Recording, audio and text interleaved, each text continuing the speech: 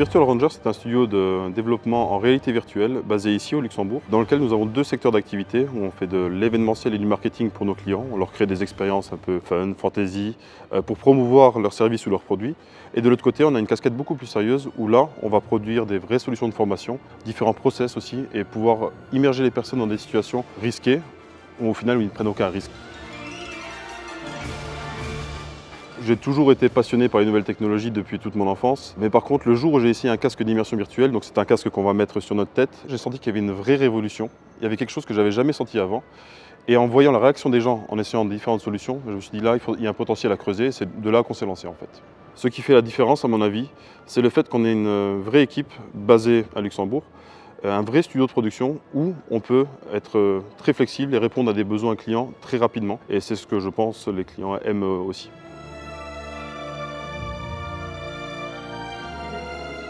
Évidemment, pour lancer tout projet, il faut des financements. Pour trouver des financements, je me suis tourné naturellement vers le service d'innovation de la BIL, avec qui on n'a plus maintenant une relation traditionnelle banque-client, mais c'est une relation qui a évolué dans le temps et c'est une vraie relation de confiance en fait.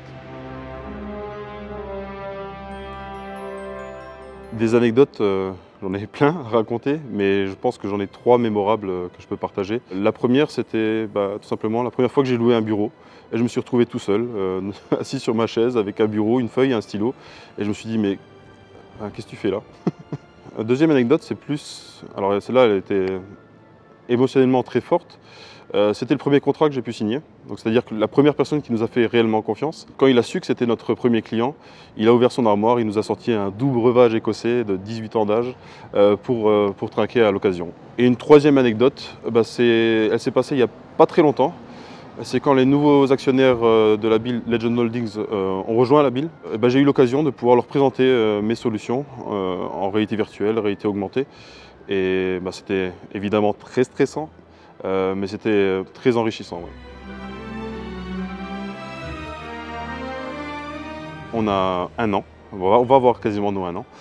Mais si je pouvais juste remonter un petit peu dans le temps, j'irais voir le Mathieu d'il y a un an et juste après sur l'épaule en disant bon, allez, ça va aller, t'inquiète pas, c'est pas si grave que ça et tout va bien se passer en fait.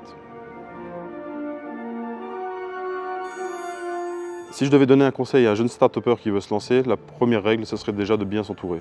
Parce que lorsqu'on lance un projet, il y a trois types de personnes qui vont nous accompagner. C'est ceux qui ne croient pas du tout en projet, ceux qui n'y croient pas mais qui espèrent que peut-être ça marche un jour, et ceux qui y croient. Donc par définition, j'aime bien m'entourer de gens qui croient et qui nous aident à avancer. Déjà d'être assis sur la Batmobile, c'est un rêve de gamin qui se réalise. Batman a la particularité de ne pas avoir de super pouvoir. Par contre, il a ce côté judicieux, malin et astucieux qui lui permet de combattre les meilleurs. Et j'aime beaucoup ce trait de caractère-là. Bon, après, il a beaucoup d'argent. Ça aide aussi beaucoup.